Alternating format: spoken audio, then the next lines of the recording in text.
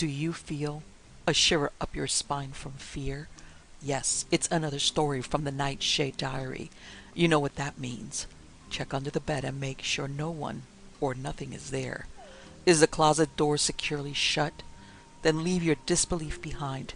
Amp up your imagination and hang on tight for another ride into terror and mystery. And like all good horror stories, just imagine it's a dark and stormy night.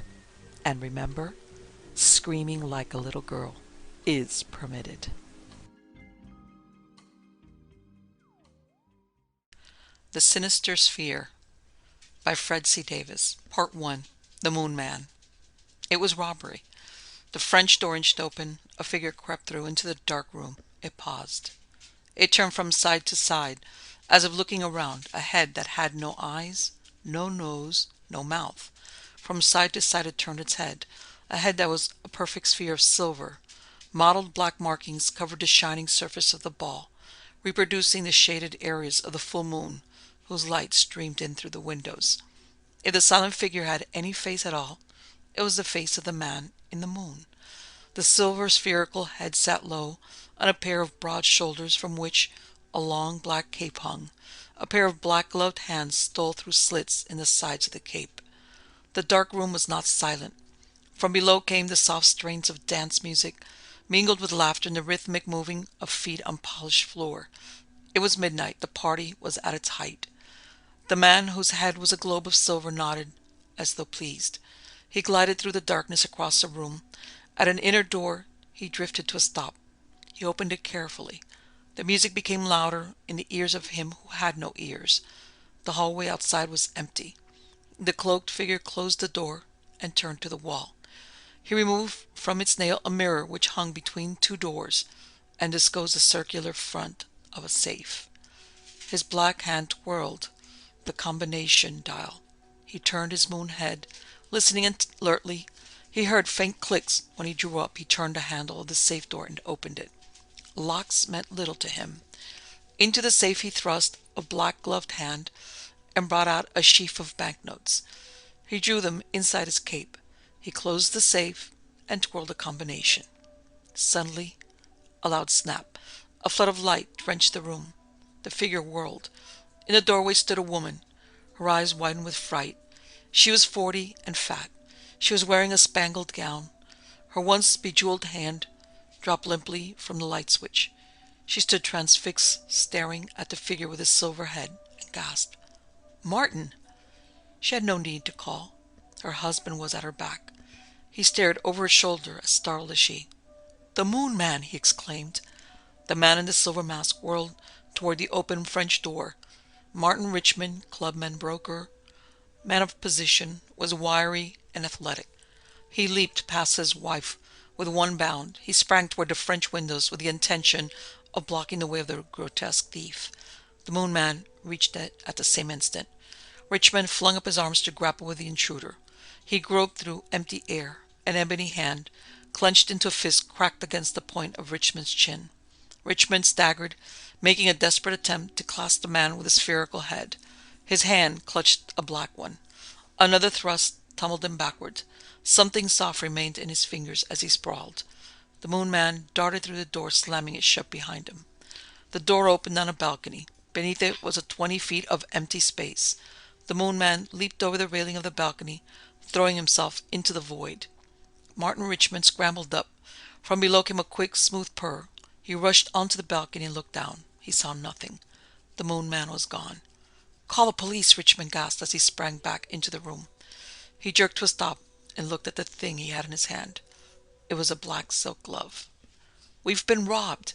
The words came ringing over the wire into the ear of Detective Lieutenant Gil McEwen. He was perched at his desk in his tiny office in headquarters. He clamped the receiver tightly to his ear. "Who's talking?" "Martin Richmond, morning drive. The Moon Man robbed me. He got away." "Coming right out," snapped McEwen. He slammed the receiver on its hook and whirled in his chair to face a young man who was standing by the window. McEwen's face was hard and wrinkled as old leather. The young man's was smooth skin and clean cut. McEwen's eyes were gray and glittering. The young man's were blue and warm. McEwen was 50, hardened by 20 years on the force. The young man was half his age. and had just made detective sergeant. He was Stephen Thatcher, son of Peter Thatcher, the chief of police. "Steve, it's the Moon Man again," the veteran detective snapped. "Come on." "I'll be damned," said Steve Thatcher. "Can't we do anything to stop these robberies?" "I'll stop him," McEwen vowed as he grabbed for the knob. "I'll stop him if it's the last thing I ever do." He went out the office in a run. Steve Thatcher ran after him with long legs flexing lithely. They thumped down the wooden steps. They rushed into the adjoining garage. A moment later they swerved a police car into the street and dashed away, with the speedometer flickering around 60. Martin Richmond's residence on Morning Drive was 5 miles away. Gil McEwen made it in less than 5 minutes.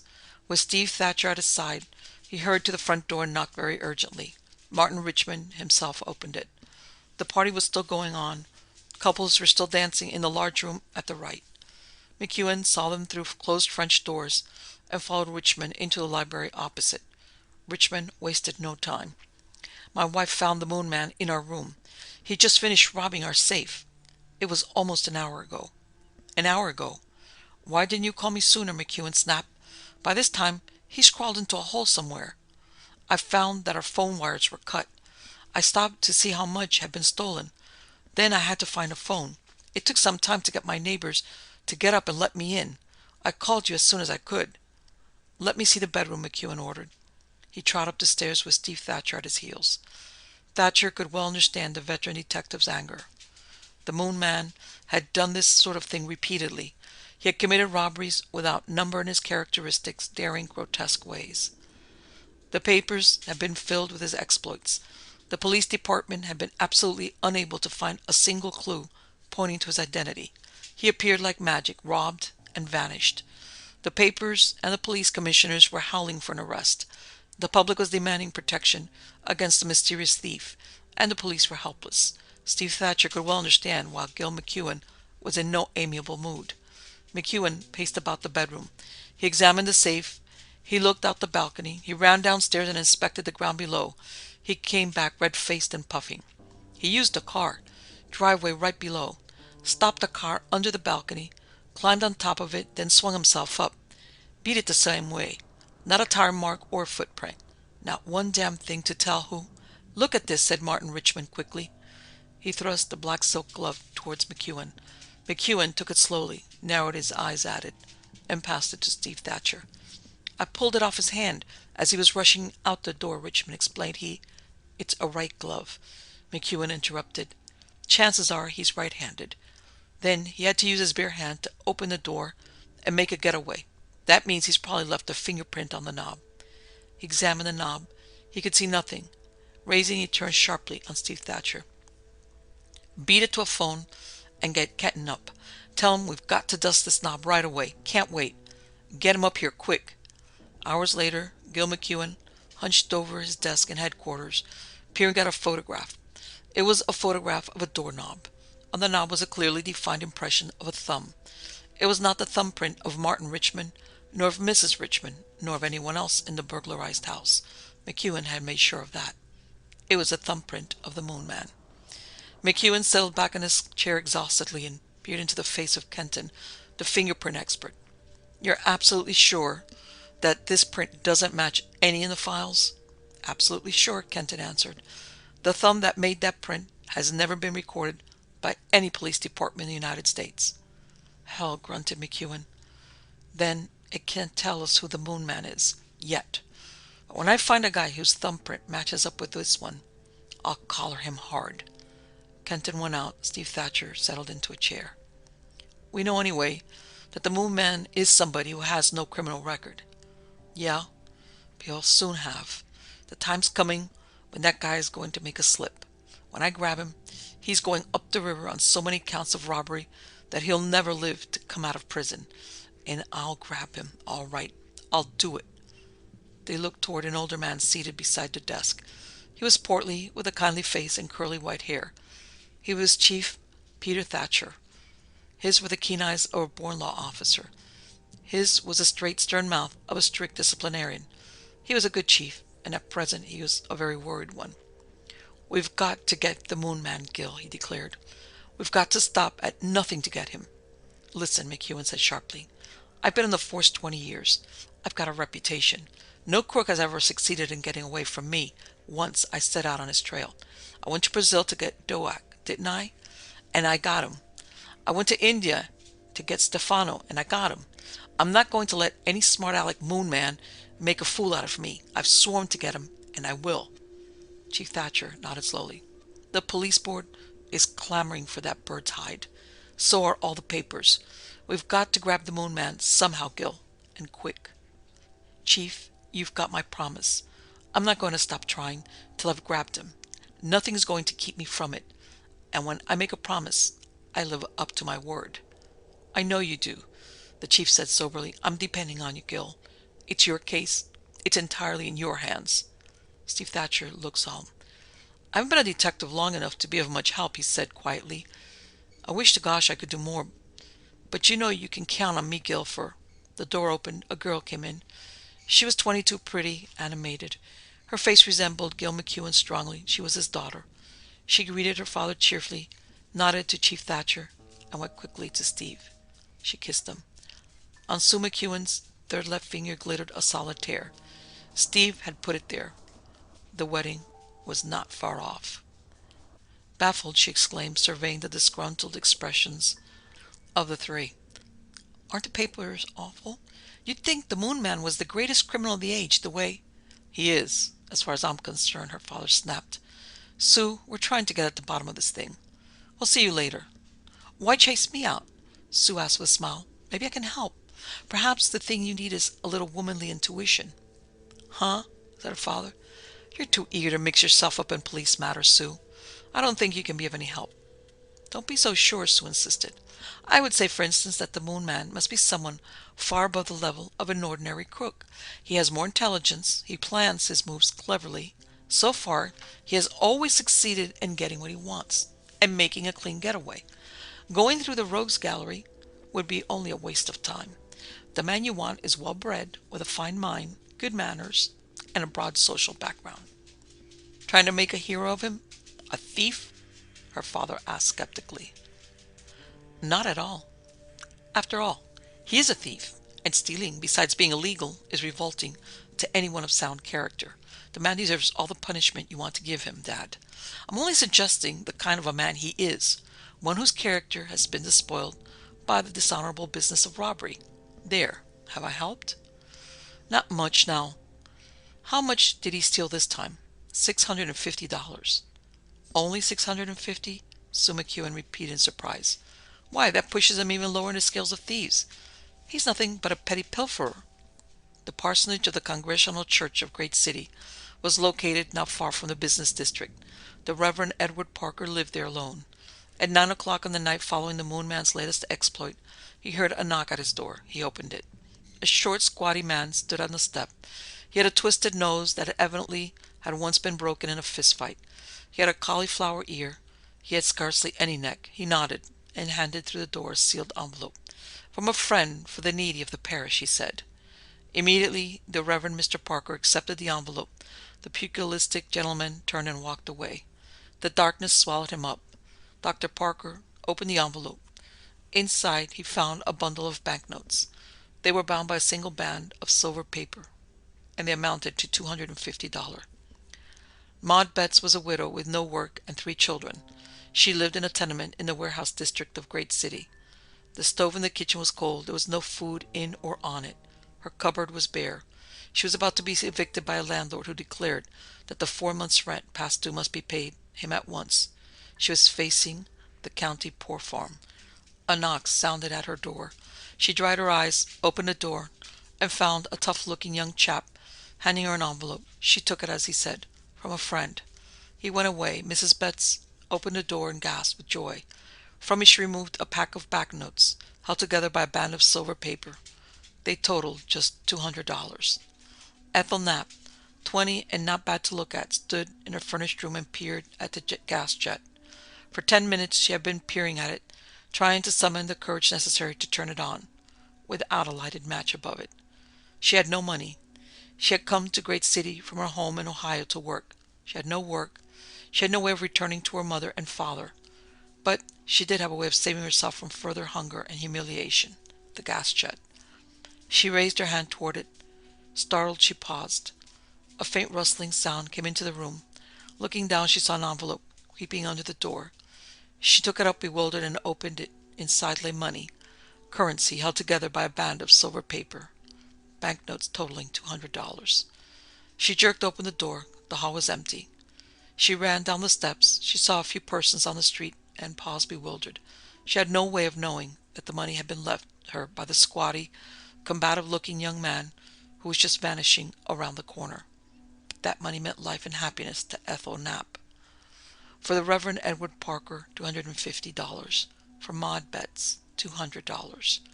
For Ethel Knapp, $200. Just $650 in all. Part 2. The Moon Man Speaks. In their delight, neither Dr. Parker, nor Mrs. Betts, nor Miss Knapp noticed the oddity of the silver band which encircled the money that had so mysteriously come to them. None of them thought to associate it with the Moon Man. Had they suspected, they might have thought the stocky chap to be the Moon Man. They would have been wrong. Ned Dargan, an ex-lightweight, he of the broken nose and cauliflower ear, walked along a dark street in a shabby section of the city. He glanced neither right nor left, and walked steadily. He knew where he was going. When he reached the black door of an abandoned tenement building, a structure condemned by the city but not yet demolished, he paused. Making sure he was not observed, he entered the lightless hallway. He closed the door carefully and tightly behind him and trod up a flight of broken, uncarpeted stairs. Plaster littered them, dust lay everywhere. The air was musty and close. Dargan walked along the upper hall to another door. As he reached for the knob, a voice called, "Come in, Angel." Dargan went in, smiling. The room beyond was dark. A moment passed before his eyes became accustomed to the gloom. Gradually he was able to see a form standing behind a table, a figure that blended out of the darkness like a materializing ghost. The figure was swathed in a black cape. Its head was a smooth globe of silver. "Evening, boss," said Dargan. A chuckle came from the silver-headed man. "You've distributed the money, Angel?" "Yeah. Got it out right away. And it certainly was badly needed, boss." "I know. You realize why I selected Martin Richmond as a victim, Angel?" "I've got an idea. He ain't all he seems to be." "Not quite that," answered the voice that came from the silver head. "He's quite respectable, you know, social position, wealth, all that. But there's one thing I don't like about him, Angel. He's made millions by playing the market short, forcing prices down." "Nothing wrong in that, is there?" Dargan asked. "Not according to our standards, Angel. But the fact remains that short selling had contributed to the suffering of those we are trying to help. I've taken little enough from Richmond's kind, Angel. I must have more, later." Dargan peered. "I don't quite get you, boss. You're taking an awful chance, and you don't keep any of the money for yourself." A chuckle came from the silver globe. "I don't want the money for myself. I want it for those who are perishing for want of the barest necessities of life. What would you do if you saw a child about to be crushed under a truck? You'd snatch her away, even at the risk of your own life." "I can't bear to see suffering, Angel. I can no more help trying to alleviate it than I can help breathing. If it was any other way of taking money from those who hoard it and give it to those who desperately need it, if there were any other way than stealing, I'd take that way. But there isn't." "Don't think I'm questioning you, boss," Dargan hastened to explain. "I'm with you all the way, and you know it." "Yes, Angel," said the Moon Man gently, "I know it. You're the only man in the world I trust. You know what it is to suffer. That's why you're with me. Well, you've been scouting today. What's the result?" Dargan wagged his head. "Things are pretty bad, boss. The regular charities ain't reaching all the folks they should, and they're pretty slow. I don't know what some of these folks would do without your help. There's a steam fitter out of a job named Ernest Miller. He's got a daughter, Agnes, who's sick with consumption. The kid's gonna die if she ain't sent to Arizona. Miller can't send her. He hasn't got any money, boss." The Moon Man nodded his silver head. "Miller shall have money, Angel, all he needs. Then there's the guy named Frank Lauder I told you about. Lauder will be compensated, Angel. Then there's two kids, Bill and Betty Anderson. Couple of sweet kids they are. Their mother just died. They got nowhere to go but to their aunt and uncle named Anderson. The Andersons are barely getting along as it is, and can take the kids in. So they're going to have to go to an orphanage if something ain't done for 'em. They won't go to the orphanage, Angel. You've done your work well. I'll have money for all of them tomorrow.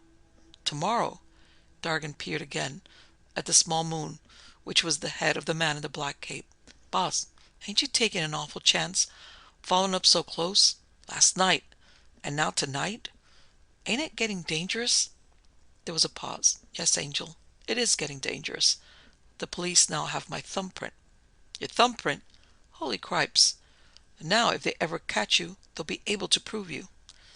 I don't think it will occur to Gail McEwen to look in the right place for me, Angel, the Moon Man interrupted with a soft laugh. Still, as you suggest, I've got to be very careful. At any time, McEwen might accidentally find a print which matches the one he found in the Richmond bedroom door last night. And when he does... Cripes, boss, gasped Dargan. The Moon Man straightened. Don't worry, Angel. Keep an eye on yourself. Report back on me tomorrow night, half an hour after midnight. Here. All clear? Sure, boss. Ned Dargan turned from the room. He closed the door tightly on the Moon Man. He peered at the panel, as though trying to penetrate it with his gaze, and read the secrets of the man in the room. A secret even he did not know. He walked down the stairs slowly and eased out the front door. I can't figure out who that guy is, he told himself wonderingly. But cripes, I know he's the swellest guy that ever lived. Ned Dargan had a solid reason for feeling as he did about the man whose face he had never seen, the Moon Man. He'd gone bad in the ring. A weakened arm made further fighting impossible. He found it just as impossible to find work. He drifted downward and outward. He'd become a bum, sleeping in alleys, begging food, until mysteriously a message had come to him from the Moon Man. Someday, Ned Dargan was going to fight again. Someday he was going to get into the ring, knock some palooka for a row, and become champ. And if he ever did, he'd have the Moon Man to thank for it. The Moon Man stood in the center of the dismal room. He watched Dargan close the door. He listened and in a moment heard a creak, then another. He knew those sounds the stairs made. The first was pitched at A flat, and the second at B in the musical scale. When B sounded below A flat, someone was coming in. The Moon Man heard B follow A flat and knew that Dargan was gone. He turned away, opened the connecting door, and stepped into an adjoining room. He turned a key in the lock. The air was pitch black. The Moon Man made motions which divested him of his cape. He pulled off his black gloves. Luckily, he had provided himself with more than one pair.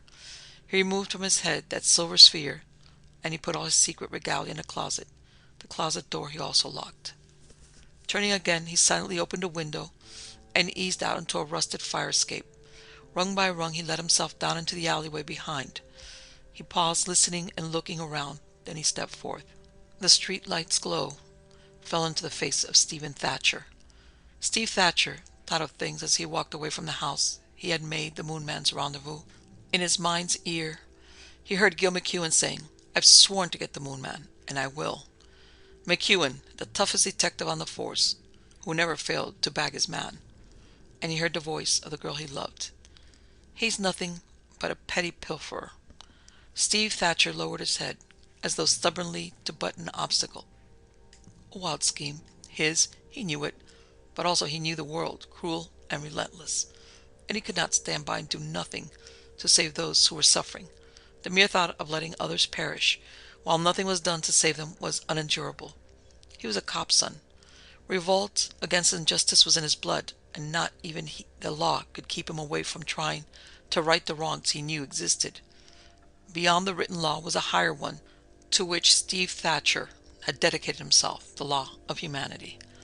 And if he were caught, would he find leniency at the hands of Gil McEwen and Chief Thatcher? No, he was certain of that. Even if McEwen and the Chief might wish to deal kindly with him, they would be unable to. The Moon Man now was a public enemy. His fate was in the hands of the multitude. Steve Thatcher would be dealt with like any common crook if he were caught.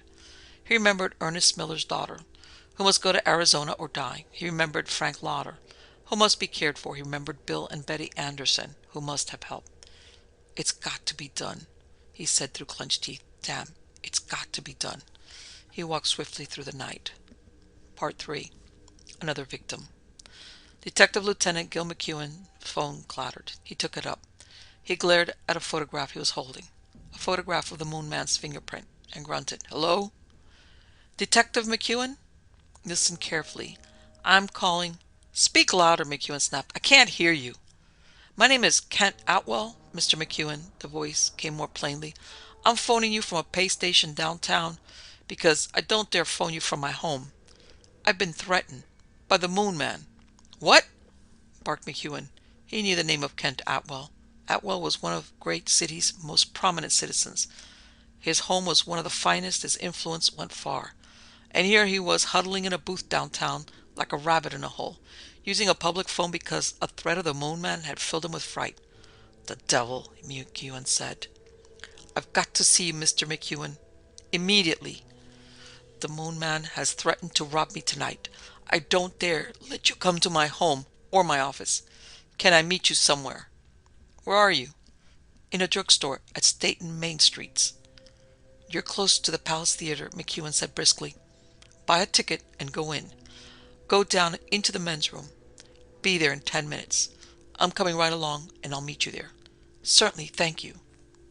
McEwen pushed the phone back and scowled. He tramped out of his office into Chief Thatcher's. He found the chief absent, but Steve Thatcher was sitting in his father's old padded chair. The young man looked up. "You come with me, Steve?" McEwen snapped. "This thing is getting worse and worse. The Moon Man's going to stage another robbery, and this time he's saying so ahead of time." "I'll be damned," said Steve Thatcher. "Listen, Gil, I've just found out. Never mind. Come with me." McEwen went out the door. Steve Thatcher frowned, but he followed. He loped down the steps, crowded into a police car beside McEwen, and said nothing until the car was whizzing down the street. "Of all the damn gall," the veteran detective blurted, "sending a warning ahead of time. He must think he's living a charmed life, that we can never touch him. I'll show him where he's wrong. Then by damn he'll wish he was on the moon." Steve Thatcher sighed. "I was about to tell you, Gil, that I think I've found out about the mask the Moon Man wears. You wondered how he could see his way about with a silver globe on his head? Well, evidently he can, because the thing isn't silver at all, but glass." "Glass?" McEwen repeated. "How do you know?" "It must be. That mask of the Moon Man has made us all curious, and I began trying to figure out how he could manage to move about with his head completely enclosed in a metal ball. Well, he can, of course. I browsed around the library today and found the answer. Argus glass." "What's Argus glass?" Steve Thatcher smiled. "If you were a frequenter of speakeasies in New York, you'd know. Argus glass is named for the son of the mythological god Zeus. Argus had a countless number of eyes, and some of them were always open and watching, so the legend goes. Argus glass is a mirror when you look at it from one side, and a perfectly clear piece of glass when you see it from the other." "Didn't know there was any such thing," McEwen snapped, setting the car swerving around a corner. "Nor I, until I read about it. A big French jeweler's store has it in several pillars of the glass. They look like mirrors to the customers, but they're not. They're hollow, and inside them sit detectives on revolving chairs. They can see everything that goes on in the store, but no one can see them. It wasn't so long ago that speakeasy proprietors found out about the glass. They use it in their doors now instead of peepholes. Nobody can see in, but they can see out. Say, maybe we can learn who the Moon Man is by tracing that glass globe." McEwen exclaimed. "Who makes the glass?" "The Saint Gobain Company of France. Argus glass is the answer, Gil. The Moon Man can see as clearly as though he wasn't masked at all. But nobody can see his face. His mask must be split down the middle so he can get his head into it. And he's evidently painted the mirror surface to look like a moon." "By damn," McEwen declared. "Just let me get within reach of that guy, and I'll take a whack at that glass mask. It'll turn into splinters, and then we'll see who the Moon Man is." Stephen Thatcher smiled. He had not thought of that likelihood. A sharp blow would shatter the globe that masked the face of the Moon Man. His smile faded. He was almost sorry now that he had divulged the secret. He had told McEwen this only because he was supposed to be working on the case, and to safeguard himself from suspicion, had decided that he had better make some discovery about himself. "No kidding, Gil," he said quietly. "Aren't you keeping something back? Haven't you some idea who the Moon Man is?" Not a damn notion, McEwen declared. How about you, Steve? Who do you think he is? I, said Steve Thatcher with a sigh, couldn't say. McEwen parked the police car a block from the Palace Theater. He strode to the ticket booth with Steve Thatcher. They bought tickets and went in. Immediately they turned toward the downstairs men's room. They entered it to find Ken Atwell waiting. Atwell was thin, dapper. His eyes were dark and deep-set, and at the moment he was visibly agitated. When McEwen identified himself, he immediately launched into a frightened, indignant explanation of the Moon Man's threat. "Here," he exclaimed, pushing a sheet of crumpled paper toward McEwen. "Read that. The incredible presumption of it." The bit of paper was torn irregularly at the bottom. It was typewritten, done McEwen could not dream, on a machine in police headquarters. Its message was terse. "Dear Mr. Atwell, withdraw from your bank today the sum of $5,000. Place it in a safe in your home. I intend to call for it tonight. Let me warn you that if you notify the police of my intentions, you will suffer worse punishment than death. That is my promise to you." McEwen looked blank. "How do you know this is from the Moon Man?" he asked sharply. "Where's the rest of it? The part that is torn off?" Atwell turned pale. "It's of no importance. Just the typewritten signature. I accidentally tore it off and lost the piece, so—" McEwen gestured impatiently. "Mr. Atwell, I beg your pardon, but it's my business to know when men are telling the truth. You are not being frank with me. There was more of this message, and if I'm to help you, I've got to have it. Really unless you produce it right now, Mr. Atwell, you can count on no help from me," McEwen snapped. Atwell sighed. He fumbled in his pocket. McEwen quickly took the bit of paper he produced. The lower half of the sheet he had already read, and he scanned a second paragraph. "What do I mean by worse punishment than death? I mean disgrace and humiliation, the loss of your friends and position, becoming a pariah. I know that while you were handling the drive for money under the United Charities, you, as the treasurer of the organization, helped yourself to $5,000 of the funds. I can and will produce proof of my statement if circumstances demand it. It is that stolen $5,000 I want you to leave for me in your safe as I direct, and make no move to interfere with my taking it, or I will give the facts to the newspapers. M.M." McEwen peered at Ken Atwell. "Is this true?" he demanded sharply. "Certainly not. There is not a particle of fact in what is written there. I prefer not to let you see that paragraph because it is all so preposterous. I refuse to be mulcted out of money that is rightfully mine, and I'm asking you to do something to protect me from this maniac who calls himself the Moon Man." "I can't do a damn thing until he shows up and tries to rob you," McEwen answered. "He says he'll come tonight." "Is there some way of my getting into your house without being seen?" "Yes, I can tell you how. But am I to deliberately wait for him to come and—" "If I may suggest it, Mr. Atwell," Steve Thatcher spoke up quietly, "you had better follow the Moon Man's directions to the letter. Get the money from the bank and put in your safe as he directs. If he suspects that you're laying a trap for him, he may not show up. But if you appear to be acting in good faith, we may stand a chance of grabbing him." "Exactly. He seems to know everything and be everywhere," McEwen agreed. "If he learns somehow that you haven't been at your bank today to withdraw that sum, he may stay in hiding. Our only chance of getting him is to have that money in the house as bait." Steve Thatcher smiled. "But wait," said Ken Atwell. "But what if your precautions fail and the money is stolen regardless, and—" "You'll have to take that chance. This is an opportunity to grab the Moon Man tonight. If we don't make the most of it, he'll get you in some other way, and you'll be helpless." Gil McEwen fixed the gentleman with a stern eye. "If you have no faith in what I'm suggesting, you shouldn't have come to the police, Mr. Atwell." Yes, I agree," Atwell answered. "I will go to the bank immediately. I'll take the money home and put it in the safe, and we'll come to your house tonight after dark. I have enough men with me so that there'll be no chance of the Moon Man's escaping if he comes after that money. I'll phone you beforehand to make arrangements. I'll follow your instructions to the letter." Ken Atwell fumbled with his gloves and left. McEwen and Steve Thatcher waited a few minutes, then hurried from the theater. McEwen's face was twisted into a grimace of distaste. "I half believe that what the Moon Man wrote about Atwell is the truth," he said. "Damn, Who is that crook, anyway? How can he know so much? He started along the street at a stiff pace.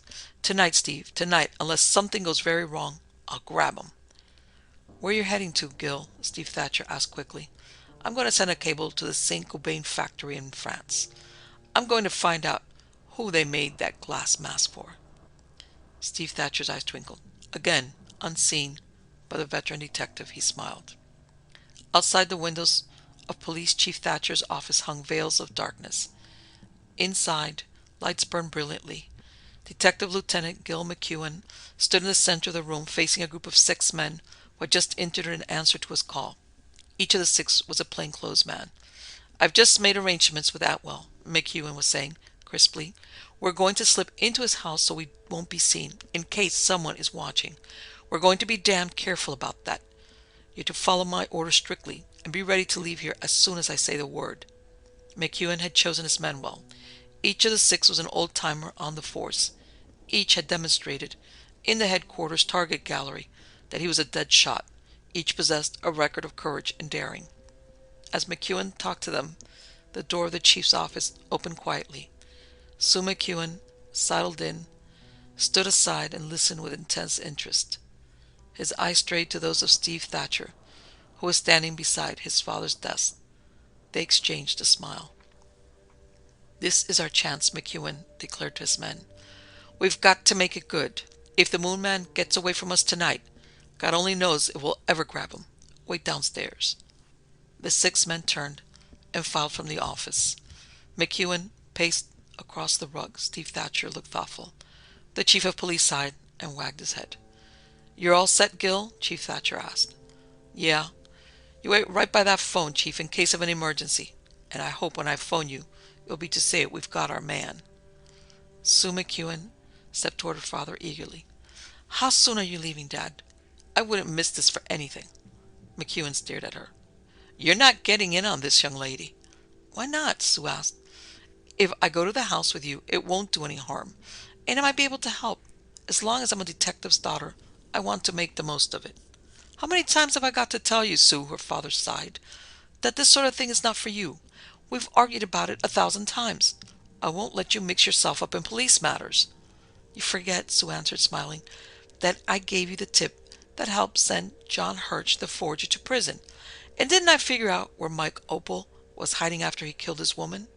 I don't think I'm so bad at this. If you'll give me a chance tonight. Nothing doing, Gil McEwen snapped. You go home and go to bed. Dad, said Sue indignantly, I'm not a child. I'm perfectly able to take care of myself. This Moon Man fascinates me, and I'm going to... I think your dad's right, Sue, Steve Thatcher interrupted gently. You'd better leave this to us. There's no telling what will happen. Sue raised her chin defiantly. It's going to take more than an argument to stop me this time. The telephone jangled. Gil McEwen snatched the instrument off the chief's desk. A voice twanged into his ear. This is Preston downstairs, McEwen. You told me to let you know if a message came for you. There's one coming in now. Be right down, McEwen answered quickly. He dropped the telephone and hurried to the door. Answer to my cable coming in over the teletype, he exclaimed as he hurried out.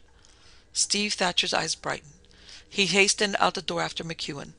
They jumped down the stairs side by side, paced along the brick corridor, and squeezed into a little room. Inside it was a sergeant, a battery of telephones, a shortwave radio receiving set, and a teletype machine. The teletype was clicking and spinning out its yellow ribbon. McEwen leaned over and it read the words as they formed. Police Headquarters, Great City. Argus Glasphere, shipped to Gilbert McEwen. General delivery, Great City. Saint-Gobain. By damned, gasped McEwen. He tore the strip out of the machine. He glared at it. He said unprintable things. By damned. He ordered that mask under my name? Steve Thatcher's eyes were twinkling. He had known what this cable would say. He had planned for this exigency, and as he was enjoying the veteran's detective discomfiture. Look suspicious, Gil, he remarked. You're not the Moon Man, are you? What? Snarled McEwen. He's smart, isn't he? He's clever. Pulling a stunt like that and getting his damn glass mask made under my name.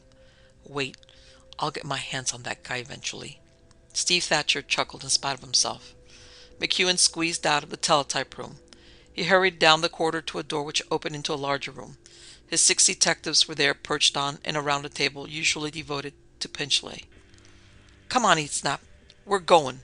The 6 men began trooping after McEwen. Steve Thatcher followed the veteran detectives a few steps. "You've got all your car will carry, Gil. I'd better follow you in mine. I'll be along in a minute." McEwen nodded his agreement and pushed through a big door into the adjoining garage with the 6 following him. Steve Thatcher looked up and saw Sue McEwen coming down the stairs. He turned to her. "I want to come with you, Steve," she said. "Darling, I'm sorry. I'll phone you as soon as there's news." "But Steve—" He did not wait to listen. He did not like this insistence of Sue's. It emphasized in his mind the painful disaster that would surely follow if it were ever learned that he, Steve Thatcher, son of the chief of police, was the Moon Man. He hurried out the entrance, turned sharply, and went into a drugstore on the corner. He slipped into a phone booth and called a number which was unlisted in the directory, unobtainable by anyone, known to none save him and one other. 2 miles away in the maze of the city, a phone rang. A stocky, broken-nosed young man picked it up. He heard a voice say over the wire, "Hello, Angel." "Hello, boss." "Listen carefully. I want you to leave the car in front of the home of Kent Atwell at exactly 5 minutes before midnight tonight." "Sure, boss." "Don't wait.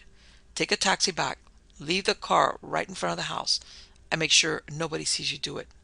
I'll meet you at the usual place 35 minutes later." "Right, boss. Wish me luck, Angel." Then the line went dead. Part 4. The trap is set. 9 o'clock. A sedan buzzed past the front of the home of Kent Atwell. It rolled on smoothly and turned at the next corner. Halfway down the block it turned again, swinging into the driveway of a dark house. It paused in front of the garage, and out of it climbed Gil McEwen and his 6 detectives. Standing silently in the darkness, they waited. A moment later, another car turned from the street and crept into the driveway. It braked behind the sedan. Steve Thatcher climbed out of it and walked to Gil McEwen's side. No one spoke. Leading the way, McEwen strode past the garage and pushed his way through a high hedge. Steve Thatcher followed, and the 6 men. They walked silently across the rear of an adjoining estate and paused at a gate in the hedge. They listened a moment, then eased through. They drifted like shadows to the rear of the home of Kent Atwell. McEwen knocked softly at the door. It opened, no light came out. McEwen, Thatcher, and the 6 men entered. Kent Atwell closed the door, turned, and led them into a spacious library. "Okay," said McEwen without formality. "You alone, Atwell?" "Yes," said the gentleman. "My wife is away, and I've given the servants the night off." "Place all locked up?" "Every door except the front, and every window. All the blinds are drawn." "Money in the safe?" "Yes." Atwell crossed the room to a stack of bookshelves. From one the height of his head, he removed a unit of 4 thick volumes. In the wall behind shone the front of a circular safe. "Locked?" McEwen asked. "No," Ken answered as he replaced the books. "Good. Now," the detective turned, "we're all going to keep out of sight and wait. First thing, I want to make sure there's only one way for the Moon Man to get in. The front door. Steve, take a quick look around, will you? Upstairs and down." Steve Thatcher circled the library and made sure every window was locked. Stepping into the rear hallway, he determined that the bolt was in place. In the rear rooms, he repeated examination. Then he climbed the steps to the 2nd floor and entered, in turn, each of the bedrooms. McEwen, listening, heard him moving about. In a moment, Steve returned. "All set," he announced. "Good. Where in this room can I keep out of sight, Atwell?" Again Atwell crossed the room. He opened a door and disclosed the closet space behind it. It offered a large, comfortable hiding place for McEwen. The detective nodded. "Mr. Atwell, I want you to go upstairs and prepare for bed. Pretend that you are alone. I'm going to put a man in every room upstairs and down. Every window will be watched and every door, in case the Moon Man tries something tricky. I'm going to stay here in the library and watch the safe. Understand?" They understood. McEwen signaled 2 of his men. He conducted them across the vestibule and into the 2 rooms on the opposite side of the house. Stationing 1 man in each, he closed the doors and went up the stairs, with the others following. He waited until Kent Atwell went into the master bedroom, then assigned 1 man to each of the remaining rooms on the 2nd floor. 5 doors opened, 5 doors closed. Behind each of them a detective began to wait. behind one of them, Steve Thatcher listened. He heard Gil McEwen go downstairs. McEwen stepped into the library. He closed its doors. He strode to the safe, opened it, reached inside, and removed a thick pack of banknotes. He counted them, $5,000. He put them back and closed the safe. From his pocket he removed his service automatic. He examined it very intently. Crossing the room, he opened a closet door, moved a chair inside. Stepping in, he swung the door until it was within an inch of being closed. He sat with his automatic in his hand and waited. The house was utterly silent. The vigil had begun. An hour passed. Another. Silently, an automobile turned the corner of the street on which the Atwell mansion sat. Its lights were dimmed. It drew to the curb near the corner, and its lights went out. A hand reached for the ignition switch and clicked it off. The hand was that lovely one of Miss Sue McEwen. The young lady settled down in the cushions and looked reprovingly at the Atwell residence. Its windows were dark, save for a few chinks of light shining through the draperies on one side of the lower floor. Inside, Sue McEwen knew were her father and her fiancé, and 6 detectives, and an intended victim of the Moon Man. Inside, she knew interesting things were almost sure to happen. She said to herself in a whisper, "I won't be left out." She opened her handbag. From it she removed a tiny automatic. It was a fancy little thing, with handle of mother of pearl, but it was deadly. In the hand of an expert shot, it could spout death. Sue McEwen, by dint of long and arduous practice in her own backyard, under the guidance of her father, was by way of being an expert shot. The minutes crept past. 12:15. The determined young lady looked and listened and waited. 5 minutes of 12. A soft whir came from behind Sue McEwen's park roadster. She did not stir, but through the corners of her eyes she saw a coupe swing into the street. Its lights were out. It rolled along without a sound, and that, thought Miss McEwen, was strange. The lightless car eased to a stop directly in front of the Ken Atwell home. One of its doors opened. A black figure stepped out of it and began to walk towards the farther corner. When it was halfway there, another sound came from behind Sue McEwen. A second car, this time with its headlamps on, and making no attempt to be quiet, purred past her. It was a taxi. It spurted toward the far corner and stopped. The squatty young man climbed into it. The cab started up again. It swung around the corner and disappeared. "I," said Sue McEwen to herself suddenly, "am going to see what that's all about." She started her engine. She spurted away from the curb, her tiny automatic lying in her lap, and eased past the dark car parked in front of the Atwell home. Should she get out and look it over? No, that would take time, and she wanted to follow that taxi. It might get away from her if she stopped now. She stepped on the gas. At the next corner she swung left, and there 2 blocks ahead she saw the red tail light of the taxi gleaming. She followed it. It drove straight on. It was going toward the central business district of Great City. Just this side of the main thoroughfare it turned. When she reached that corner, Sue McEwen also turned. For a moment the taxi was out of sight, but she picked it up again immediately. She was keeping well behind. She was taking no chances. Something, she thought, is up. The taxi went on. Sue McEwen went on. The 2 cars, separated by 2 blocks, turned into a route that took them around the nocturnally popular section of the city. Presently the taxi was rolling into a region that gave Sue McEwen some uneasiness. It was dark, lonely, dangerous, and after all, she was alone. But she kept following that taxi, and suddenly she saw it stop. She paused just past an intersection. The young, chunky fare got out and paid the driver. Sue McEwen could not see his face. A moment later the taxi spurted off, and at the next corner swung out of sight. The young man walked along the black street, turned and entered a dog cart in the middle of the block. From the tower of the city hall came the reverberations of a striking gong.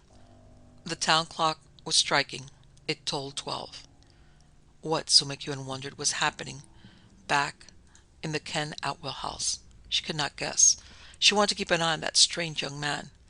She drew to the curb, cut the ignition, and blinked off her dimmers. She waited. For 20 minutes she waited. At the end of that time her quarry came out of the lunch cart and began walking away. She started after him cautiously. She saw him turn the corner. As she rounded the corner she saw the young man make a quick move and disappear. She saw they had gone into the black doorway of an empty tenement. She stopped. She got out of the car and, keeping in the deep darkness which flanked the building, slowly worked her way toward the doorway. It was empty now. The young man had gone inside. She listened and heard nothing. With the utmost care she eased the door open an inch and peered through. She saw nothing. Then, taking a tight grip on her little automatic, she crept in. The house was a black tomb, silent. She stood still until her eyes became accustomed to the darkness. Gradually she saw the details of a staircase leading to the second floor. She moved toward it. She went up the steps, one after another, and suddenly she stopped. A board creaked under her foot. Ned Dargan stood stock still in the darkness of the room, which was the rendezvous of the Moon Man. He had heard that creak. A second later he heard another. His hand slipped into his coat pocket and came out grasping a gun. He turned slowly. Stealing toward the closed door which communicated with the hallway, he listened. He heard no sound now. He wondered if the creaks had been caused by the loose boards warping back into place after being strained by his own weight. He decided he had better make sure. He opened the door stealthily and stepped into the hallway. Every nerve alert, he walked to the head of the stairs. He went down them slowly. The boards creaked again as he crossed them. He went on. Again those sounds served as a signal. Sue McEwen heard them. She was hidden behind the door of a room directly across from that which Ned Dargan had just left. Realizing that the creaking of the board under her feet might have been heard, she had hastened along the hallway and slipped into the front room, just as Dargan had opened the rear one. Now, seeing the way clear, she crept back into the hall. She crossed it. She opened the door of the room which Dargan had left, the hidden headquarters of the Moon Man. She slipped inside and looked around. It was bare. It was musty. It looked unpromising, but Sue McEwen was tantalized by the mystery of what was happening. She gasped. From the hallway again came creaks. The man she had seen into the house was returning to the upper hallway. Even as she turned, Sue McEwen heard his step toward the door she had just entered. She turned quickly away from the door. She hurried across to another, which apparently communicated with a room beyond, but it balked her. It was locked. She whirled again. In a corner she saw a closet. She jerked open its door. It was empty. She sidled inside and closed the door upon herself. At that instant, she heard a step in the room. The man had come back. He was standing within a few yards of her now, unaware of her presence. She stood straight, her tiny automatic leveled. She was determined to wait and listen and learn. Now she was going to see what connection all this had with the Moon Man. Now perhaps she might even learn who the Moon Man was. Part 5. In Dead of Night. Faintly the sound of a tolling gong came into the library of Kent Atwell. 12 slow strikes, midnight. Gil McEwen, hidden in the closet, heard the trembling beats. Steve Thatcher, in a room directly above, listened to them and smiled. He silently opened the door of the bedroom, which had been assigned to him. He stepped into the hallway and closed the door behind him. Along each wall of the hall was a row of such doors. All closed. Behind one of them was Kent Atwell himself. Behind the others were detectives. Steve Thatcher crept to the nearest door. Beneath its knob the handle of a key protruded outward. Very slowly he turned it, without a sound, and he smiled. While making the rounds of the house, he had carefully removed the keys from the inside of all the bedroom doors and placed them on the outside. He passed up and down the hallway silently as a ghost. At each door he turned a key. Now, 1,040,000 detectives were securely locked in their rooms and did not know it. Steve Thatcher crept down the front stairs into the vestibule. Again he locked the door and imprisoned another detective. He crept to the rear hallway and made a captive of another sleuth. So far he had contrived to imprison every man save Gil McEwen. Steve Thatcher drew the bolt of the rear entrance, slipped outside, and hurried toward the street. At the car left by Gargan he stopped. He unlocked the rumble compartment and from it removed a black bundle. Then quickly he returned to the rear door of the house. Pausing, he drew on his long black cloak and pulled on his black silk gloves. He placed on his head the glass mask modeled as a moon. It was padded inside so that it sat firmly on his head. A deflecting plate, which came into position over his nose and mouth, sent his breath downward and out so it would not fog the glass and blind him. He was ready. He stealthily opened the rear door and let himself in. Through the glass he could see as clearly as though there was nothing on his head. He trod up the rear stairs, along the hallway, then down the front flight into the vestibule. Outside the unlocked door of the library he paused. Gil McEwen, he knew, was inside, waiting. The Moon Man laid his black hand on the knob of the library door. He twisted it. He eased the door open and peered through the narrow crack. Within 6 feet of him, though unseen, sat Gil McEwen. McEwen's closet door was partly open, but he could see only the wall opposite the wall in which the safe was set. He could not see the door opening slowly under pressure of the Moon Man's hand. He heard not the slightest sound. The Moon Man drifted into the room. The black-cloaked figure flattened himself against the wall. It moved toward the closet door with one arm outstretched. The other arm also moved toward a light chair. The Moon Man picked it up. His body tensed. Suddenly he sprang. He struck the closet door and slammed it shut. Instantly he braced the chair under the knob. A startled cry came from behind the door. The knob rattled. From inside, McEwen pushed hard. The door would not open. The tilted chair wedged it firmly in place. "By damn!" rang through the panels. The Moon Man turned away quickly as the door shook. McEwen was throwing himself against it. From the black space within came another muffled cry. "Get him, Carter! Landon! Winninger! Carpin! Go after him!" The sound of McEwen's furious voice carried through the walls. Quick movements sounded upstairs. Knobs rattled. Across the lower hallway, 2 more knobs rattled. Upstairs and down, 6 imprisoned detectives and 1 imprisoned millionaire cursed, and the Moon Man chuckled. Suddenly the report of a gun blasted with a hollow sound. Splinters flew from a panel of McEwen's closet. A bullet hissed across the room and shattered a window pane on the opposite side. The shattered glass fell very close to the position of the wall safe. "No use, McEwen," the man in the silver mask exclaimed. "I've already got it." McEwen snarled, and he did not fire again. He flung himself against the door. It literally bulged under the impact of his body. The Moon Man heard the wood of the chair crack. He hurried to the wall safe. He grasped the 4 books and flung them away. He snapped open the door of the safe. He snatched out the sheaf of banknotes. They disappeared through a slit in the side of his cape. The closet door thumped again. This time it gave a little more. Upstairs, men were pounding and cursing. Bedlam filled the house, and once more McEwen crashed against the inside of the closet door. The Moon Man hurried into the vestibule. He jerked open the front door and sped along the walk to the street. He ducked behind the car and with quick movements divested himself of his costume. Cloak, gloves, and glass mask went into the rumble compartment. The next instant Steve Thatcher's hand went to the wheel. A shot rang sharply near the house. A bullet whizzed through the air.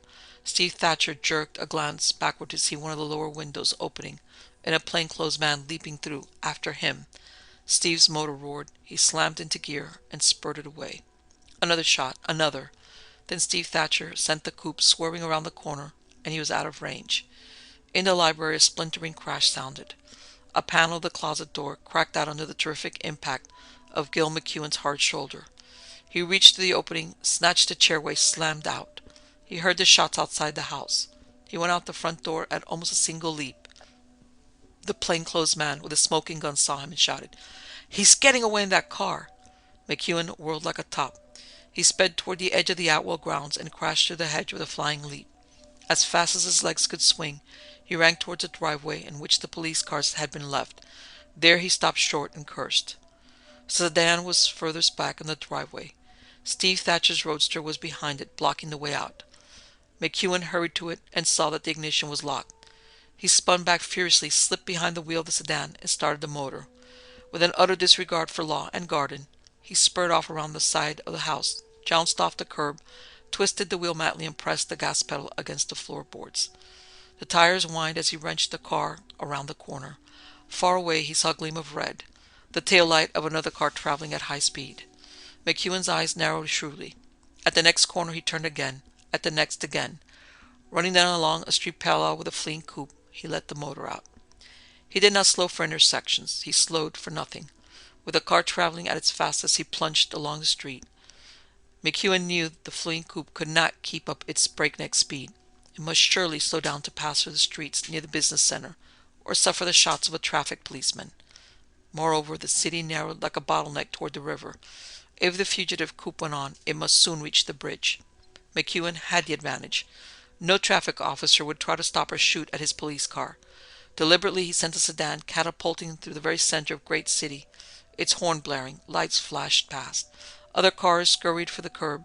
Pedestrians fled to the sidewalks. In a matter of seconds, McEwen had put the congested district behind him and was racing toward the bridge. Within a block of it were two streets, intersected in a V. He turned back. He knew that he was ahead of the coupe now. He shot to the next intersection and looked up and down the cross street. The same at the next, and the next. There was no place the coupe could escape him now if he stayed in the open. Sooner or later, he was sure to see it. Soon he did. Glancing along a dark street lined by warehouses and shabby tenements, he saw a pair of headlights blink out. Instantly, McEwen shut off his own and stopped. He saw a coupe 2 blocks ahead. He saw a dark figure climb out of it, turn, and hurry back along the street. He watched with eyes as keen as an eagle's and saw the dark figure slip into an alleyway. McEwen got out of the car. He gripped his automatic tightly and began running through the shadows toward the alleyway. When he reached it, he paused. 1 second before Gil McEwen glanced down the dark alleyway, Steve Thatcher lowered the rear window on the second floor of the abandoned tenement. A quick climb up the rusty fire escape had brought him to it. In the darkness of the bare room, he turned, lowering a dark bundle to the floor. A moment later, Steve Thatcher had vanished. The Moon Man had appeared. He stepped to the closet and opened it. By the glow of flashlight, he worked quickly. He separated the sheaf of banknotes into 3 parcels. Each he fastened together with a band of silver paper. He snapped off the flash and turned to the connecting door. He unlocked it. Slowly he went to the room. Ned Dargan turned at his approach. The Moon Man moved toward the table. From his one black-gloved hand dropped the 4 packets of currency. "There you are, Angel." Dargan silently took up the money. He blinked. He thrust it into his pocket. "Boss," he said, "I'm worried." "Why?" "Just after I came into this place, a little while ago, somebody followed me." "Who?" "I don't know. I heard the stairs creak. I went down to look around, but I didn't find anybody. Cripes, boss. I don't like it." "Nor I, Angel. I have an idea that in future we must be more careful.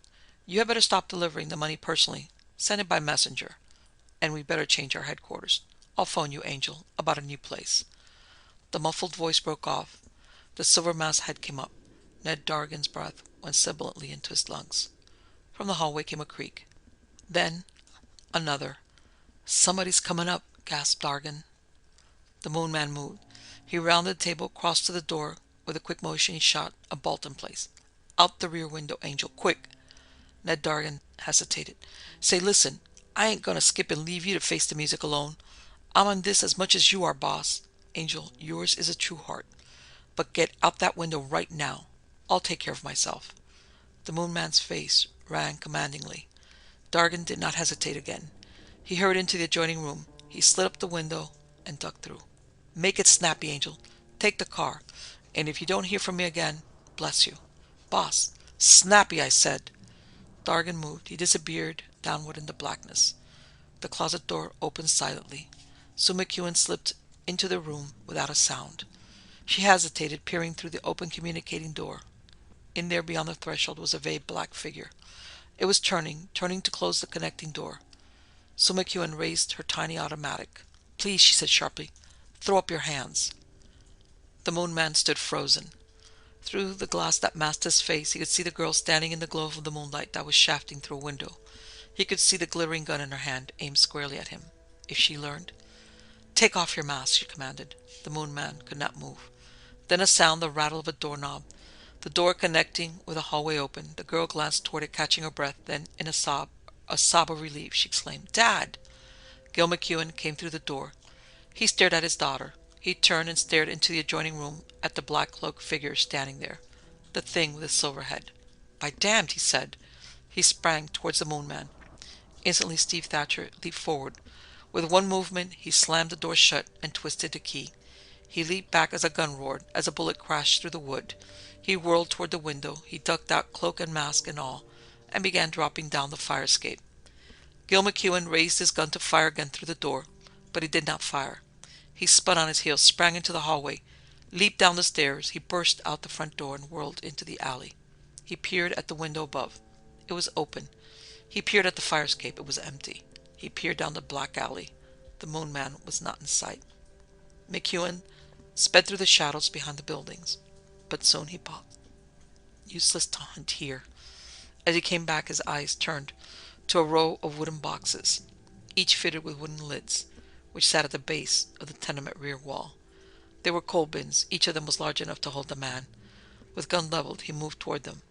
McEwen paused, grumbling with disappointment. On each bin cover was a rusty hasp, and on each hasp was a closed padlock, corroded and useless, untouched for perhaps years. He turned away. McEwen hurried toward the police car, with his daughter following close. A moment later, the quiet of that dismal district was broken by the snarling of a motor and the whining of tires as the car spurted away. After that, for a long time, the alley behind the deserted tenement was silent. Then at last a faint movement. The cover of one of the coal bins shifted. One edge of it raised, not the front edge, which was fastened by the padlock, but the rear edge from which the hinges had been removed. Like a jack-in-the-box, a man came out of it. "I'll get him. Don't worry. The day's coming when I'm going to grab that crook." So said Gil McEwen as he paced back and forth across the office of Chief of Police Thatcher, while bright sunlight streamed into the room, the sunlight of the morning after. Chief Thatcher sighed and looked worried. His son looked at Gil McEwen solemnly. "He's got us all buffaloed, that's all. A swell detective I am. The way I climbed out of the Atwell's bedroom window, then went chasing an innocent man for blocks, thinking he might be the Moon Man." In this way Steve Thatcher had explained his absence from the Atwell home immediately following the Moon Man's escape. "Gil, I guess if he ever gets caught, you'll have to do it." "I will do it," said McEwen. "That's my promise. I'm never going to stop until I grab that guy." And McEwen, Steve Thatcher knew, meant exactly that. The chief's son looked at his watch. Inside its cover was a photograph. It was a portrait of Sue McEwen. "If you only knew what you almost did," he addressed the picture in silent thought. "If you only knew."